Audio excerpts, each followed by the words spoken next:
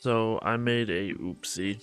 I accidentally deleted a file for part 6 of Kingdom Come Deliverance. So luckily we can go backtrack and we can do what we need to do. So the story is follows each other, but as of right now we do not have Mutt, even though you just saw that we do have Mutt. But hoping I can just do the stories and lead into part 7 real quick. And yeah, I am sorry, it's confusing.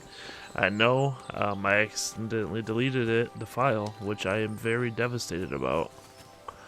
Tried everything to recover the file, but I cannot. And hopefully if you're watching this, hopefully you're not watching this, and hopefully I can recover the file. But if not, this is what you're watching. This is part of the series. So we are headed to the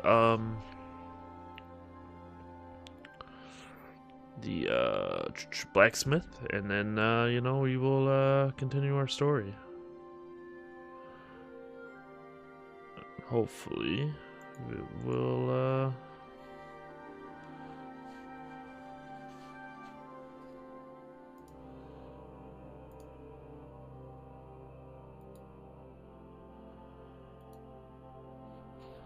I doubt that I'm gonna recover it, man. I'm devastated right now.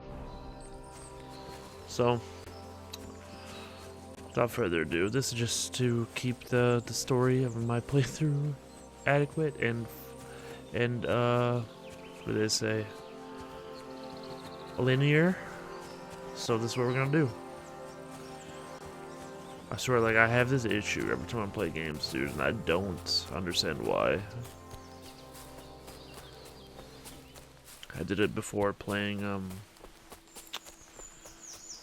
what was that game? Ghost of Tsushima? Fucking, what is that? It's a weird rock. I have circles all the way around it. Ghost of Tsushima, yeah. So, and I scrapped the entire series because I was like, I couldn't go back. I could not replay it. I wonder, do I survive this? 1, 2. Ah! Nope. Nope. Mistakes were made. So we gotta make it to the blacksmith and all that, and then we are good to go. Oh, yep. That's a later one, guys. So we have to go back all the way to Wedding Crashers, which is 2.5 hours into the game. Even though I played so much more than that. I suppose I really do need to find some job. I'll find muck without you, you stuck-up nod. Wait. I don't want to go back that far. I guess it really don't matter, right? No. Fuck. Go back to combat training. You know what? Yeah, we'll start right here. You're in the right place. Over here. We've already talked. Managing on your own? Yep. As you like. I'll be fine. This is just to keep the story lit here, guys. We had to backtrack to go forward, and I do not want to deviate from the storyline at all.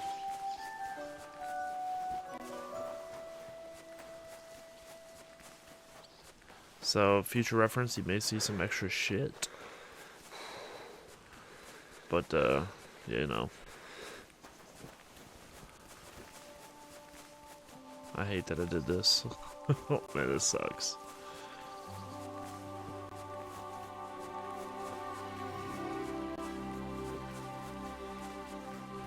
I'm basically naked.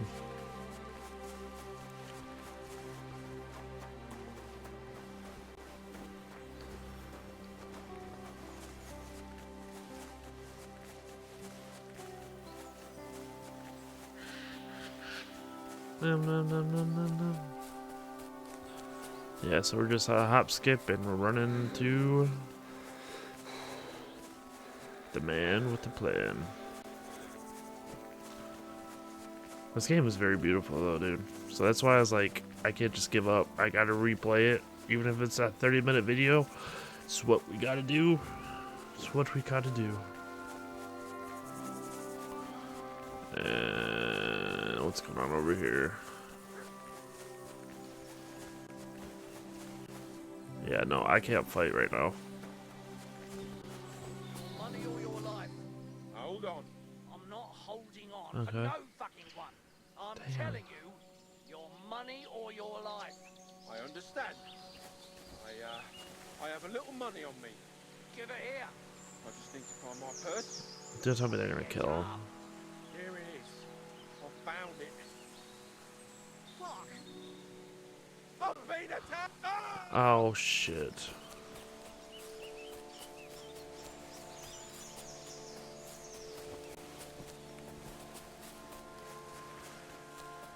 Okay, gave up all his money and then they still killed him.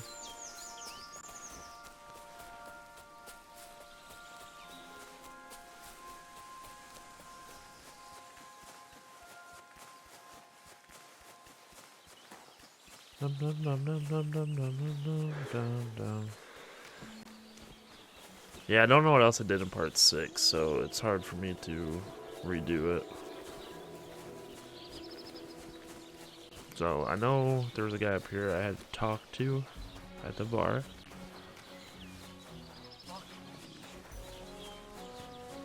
And he told us a very, very interesting story. And he's not here. That's a load of shit. My God! Where are your clothes? Sorry. I've been having a bit of a rough patch lately. My God, we've got some kind of...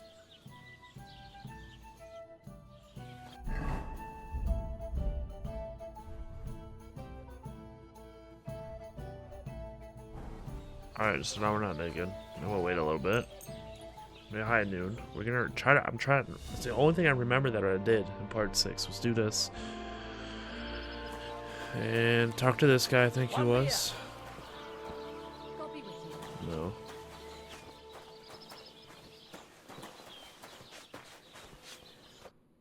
What'll it be? I'll have a look at your wares. Oh yeah, I know how this works. How much money do I have?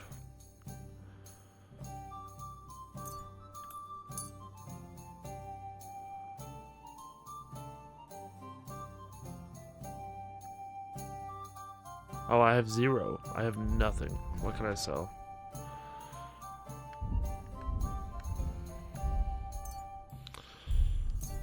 Why are you wasting my time if you don't want anything then? Okay. Oh, we're just gonna go down here. Fuck it.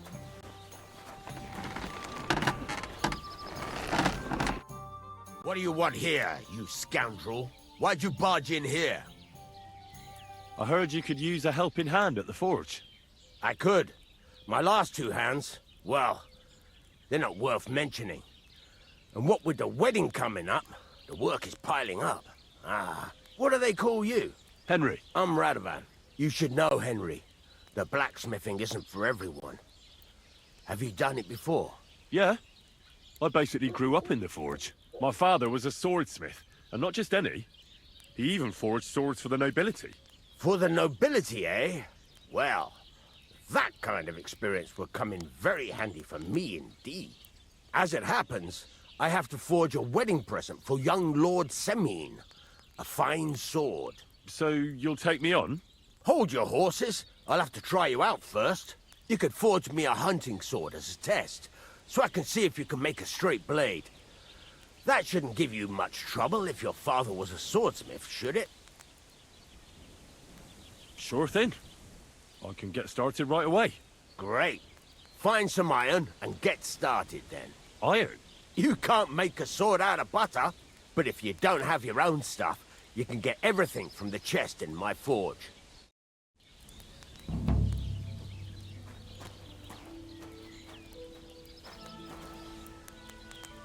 Go over Three to the messages anvil of work. and let's get started. Well, I gotta grab the stuff. So we're gonna make some weapons.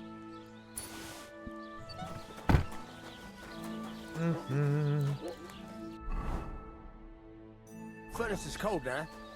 Give it a practice try. Some things, like swords, are too long to fit in the fire. You have to heat it up. Try poking it around for a bit.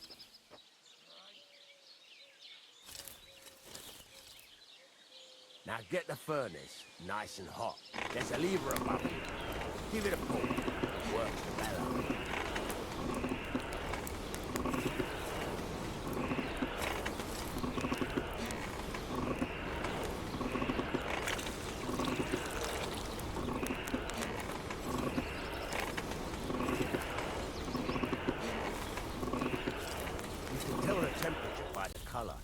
But you won't be able to tell when it's in the fire.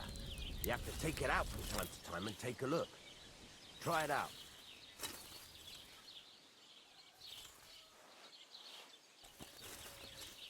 See? It's the color of straw, which is what you want. And you heated the whole thing up. Nicely done. Now you can go straight to the anvil. Try moving the sword along the anvil so you can get the hang of it.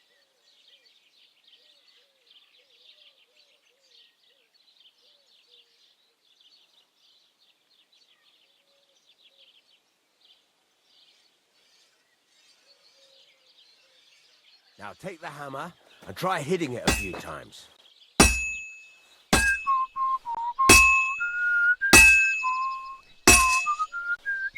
See the sparks?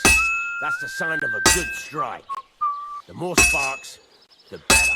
Also, you can hammer with different degrees of power. A stronger hit will do more, but it'll tire you out faster. Try giving it a few blows, as hard as you can, so I can see how strong you are. That's got a nice ring to it. Of course, if it was all about hitting an anvil with a hammer, any dolt could do it. You've got to hammer the workpiece evenly. One hit next to the other. Very nice. You're doing just fine. But when I say evenly, I mean it. A sword has two sides, like a lot of other things, including myself. Turn it over and continue on the other side.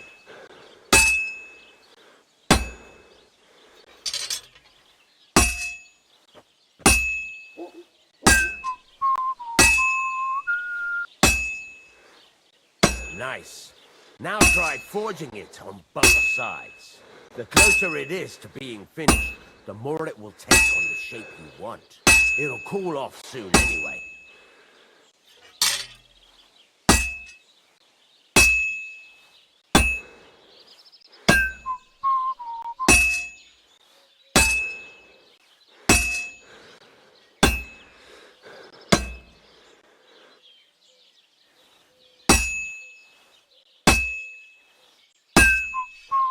It's cooled now.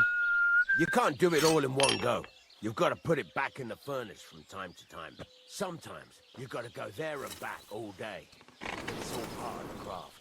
Now, get back to the forge and heat it all up again, like before.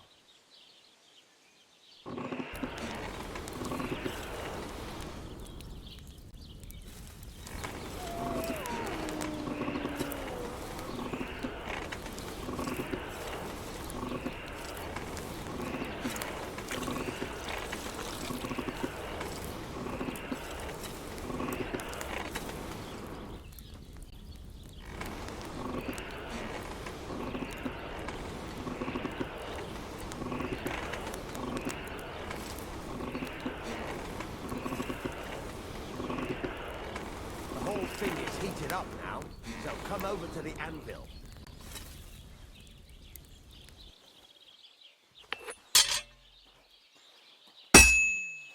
Hear that? Besides the sparks, you can tell a good strike by the sound it makes. See how it's taking on the right shape?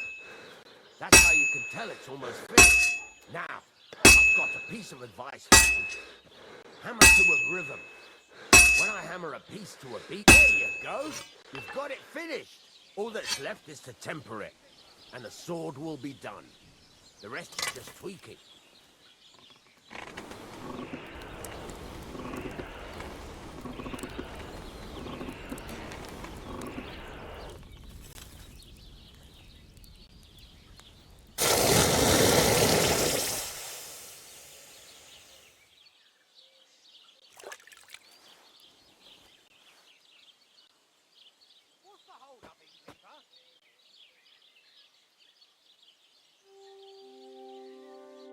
Right. Let's have a look. Very nice work. Your father taught you the trade well. He'd certainly be happy to hear that. If you carry on hammering as well as you did today, you've definitely got a job here. Even so, keep in mind, it's all about making sure every strike does its job. That's why you can't let it get cold, or keep striking the same spot. If you work evenly, each strike falling right next to the last one, you can't go wrong. Got that? Or is there something else you want to ask about? Thanks. That's all I need to know. You can sleep in the chamber by the woodshed.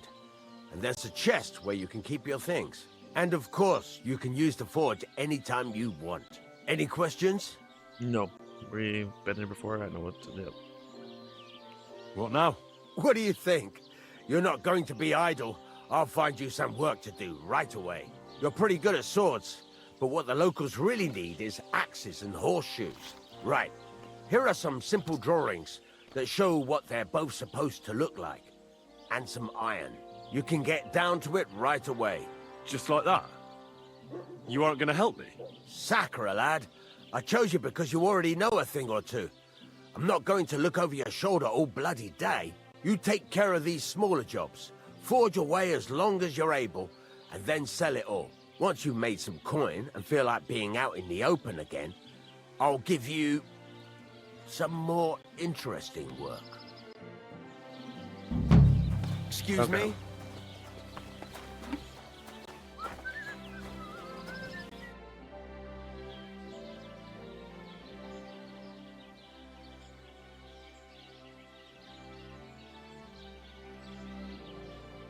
Okay.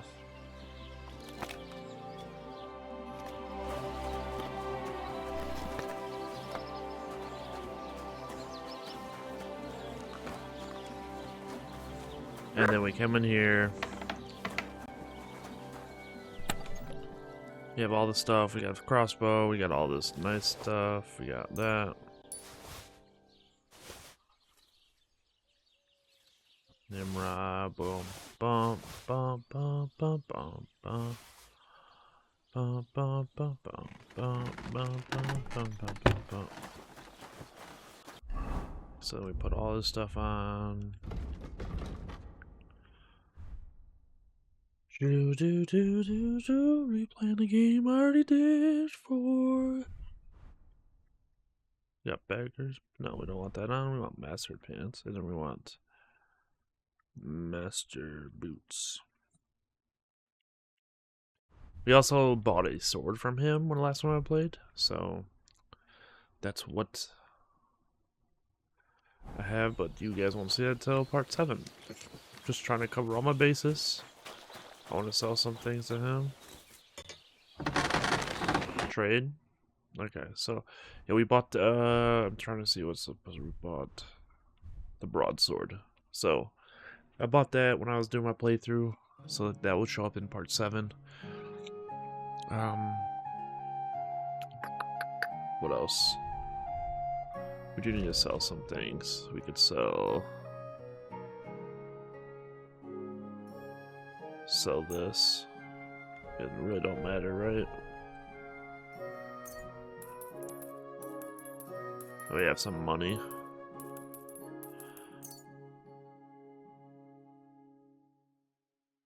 Okay. Close. Thank you, and a good day to you, friend. You're welcome. And then up here we had to talk to somebody else. Greetings to you. Welcome. What can I do for you? Yep. How you doing? I'm Henry. Nice to meet you. I'm Zdeněk. I'm a storyteller. I could tell you stories so sad they'd make the devil cry. Or would you prefer something so scary it'll make the hairs on your ass turn white? But it's a lot of hard work for me. Now, if you had something to drink or a couple of groschen, that might help loosen my tongue.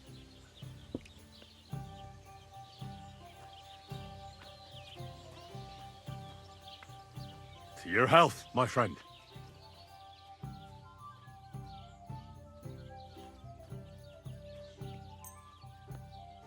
Health my arse? Are you yanking my pizzle? You know what? I think I'd rather come back another day. Farewell. I gotta buy him a beer. That's what the money so was what- for. Greetings to you. I'll have a look at your wares. Trade. And then we buy him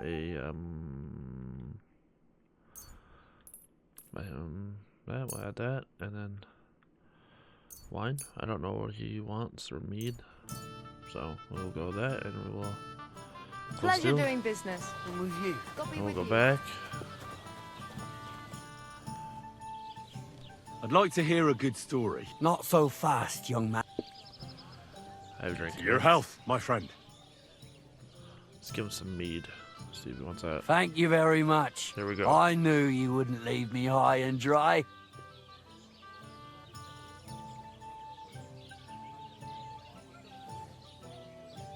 So what kind of story would you like to hear?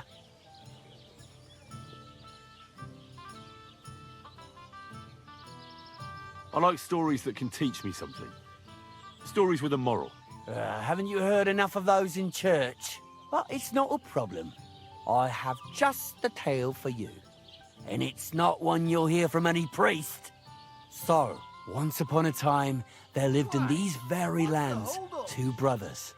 The older was called Kuba, the younger, Matthias. They were both woodcutters, like their father and his father before him. One day, at the height of summer, they were working in the woods.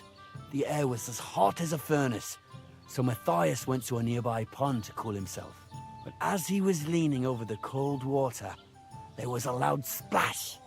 His axe had got loose from his belt. In haste, he began to search the muddy bed of the pond, and his hands soon touched something hard and heavy. He pulled it out and could not believe his eyes. He pulled out an axe. Yes, but not his old one. It was an axe made of pure silver. Good God. I'd grab that without a second thought. Maybe you would, but Matthias would never. He was an honest man, and with a big swing he threw the silver axe back. He searched the pond again, and this time he pulled out his own axe. Nothing but dull iron and old wood.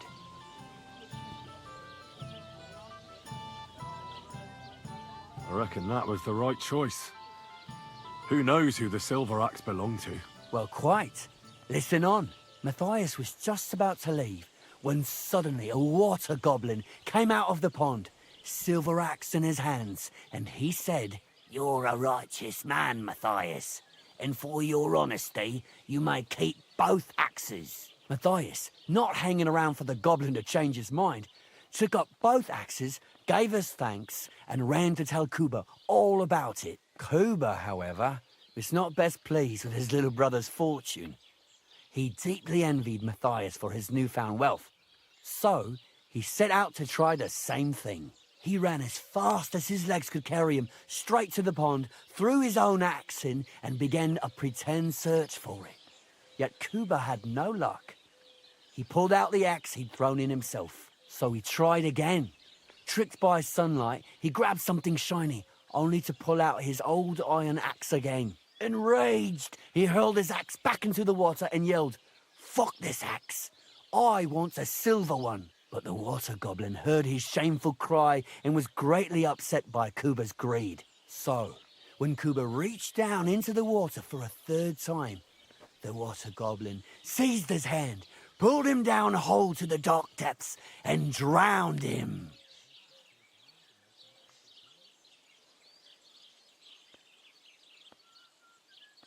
That's so cruel. I feel sorry for Kuba. Aye, and so did Matthias. He went to the water goblin and begged for his brother's body so he could take him home and bury him. But the path back from the pond led over a steep hill, and carrying the weight of the waterlogged body exhausted Matthias. He stopped to rest by an old oak tree, and he used a silver axe to cut off a branch that would serve as a walking stick. But it wasn't enough. Somehow, it was still getting harder to continue up the hill. Then Matthias realized it wasn't his brother's body that was weighing him down.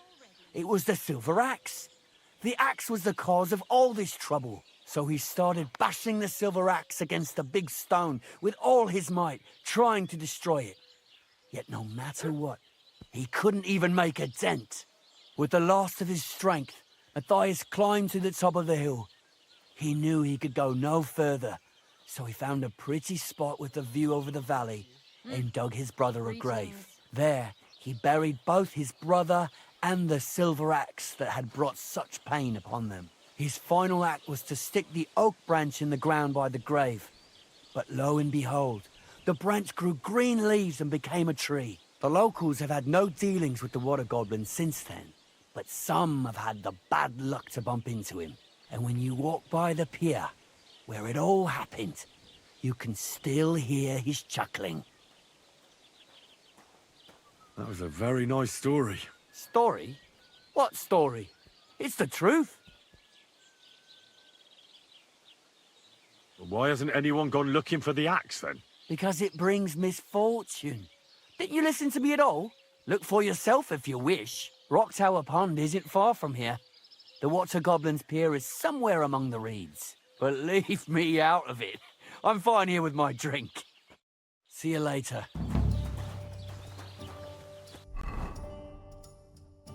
I want to check my saves and make sure nothing's getting, like, fucking, you know what I mean, covered. So I'll just get to move down. And eventually gets, what, deleted? Yeah. Okay.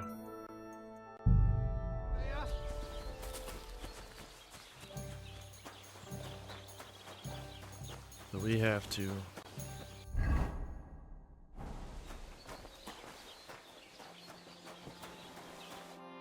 What would you like? It's about those two idiot hands of mine, Venser and Franzi. They drove off with a cart full of goods towards Semine, and they never came back. Do you want me to find them? Just so. But more importantly, I want to know where my cart ended up, and especially the cargo. Go to Semine and find out what the bloody hell happened. All right. I'll get right on it then. Go ahead. And if you find that pair of fools drunk, kick their asses for me. Gladly. I'll kick some sobriety into them.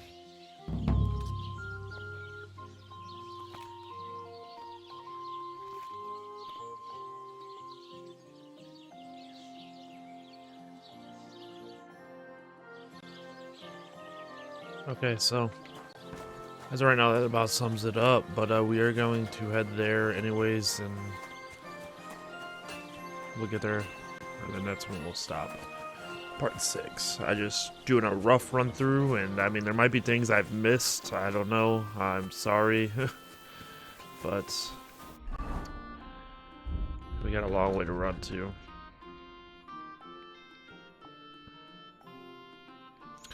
See that water goblin thing's right here. You gotta find the axe, but I haven't found it yet, so we're not doing that. I'm just heading straight to Semine, and that's about it. So we're heading there right now. What's this guy doing over here?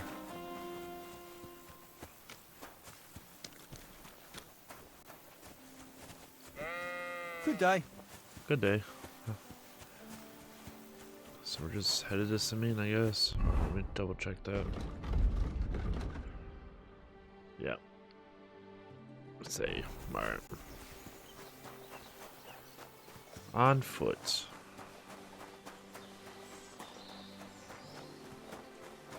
It just sucks, dude. I lost all that footage, man, because I was stupidly just deleting stuff.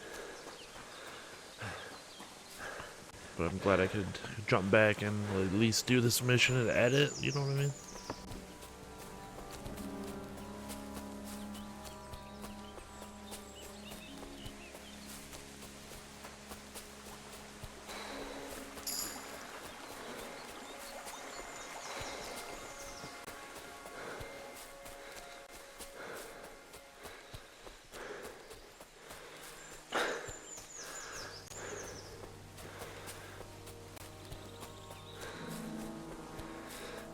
mean. Oh, dude. I gotta run all this way, man.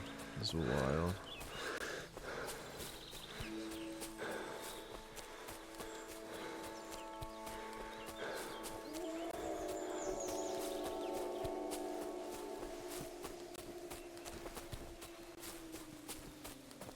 Fucking wolves out, no wolves jump out at me, dude. I will not be able to fight them off. Oh man, there's a cliff. Oh. I really don't know where the fuck I am right now.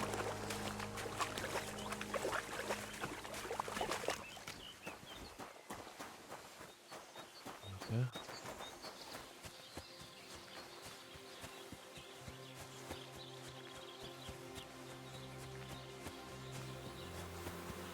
Still a horse.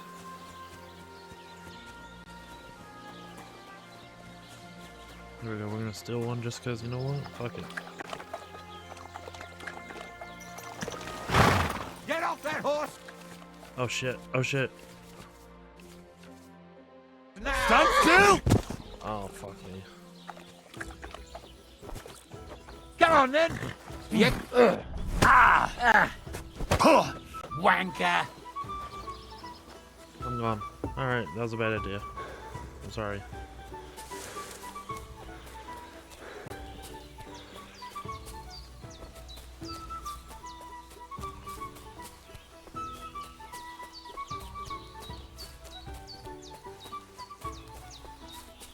He's still behind me.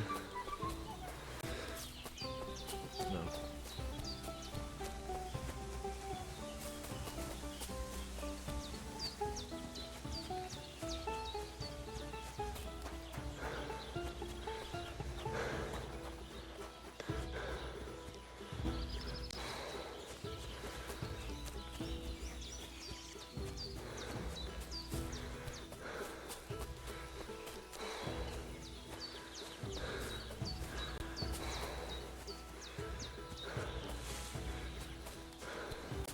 This is wild, dude.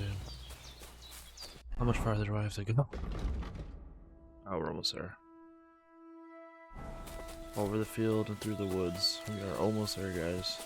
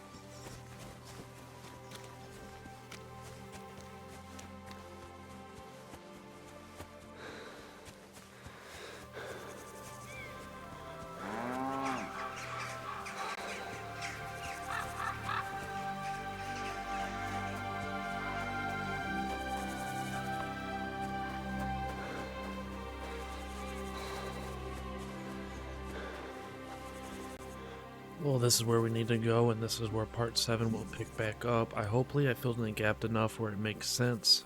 Some things will be a little confusing because I had obviously a lot more stuff, and we have mutt and all that. But I'm glad I got to go back and redo this. So thank you guys for watching. Hit that bell for notification. Hit that subscribe. I am, go straight into part 7. It might be a little weird, but you know what I mean? It's good. We backtracked, and I hope the story is very coherent together, and that's all I could do. We might have missed some things, some small things, but that's alright. The big things are covered. The story continues. Thank you guys for watching. I will see you next time. Stay safe, guys. Bye.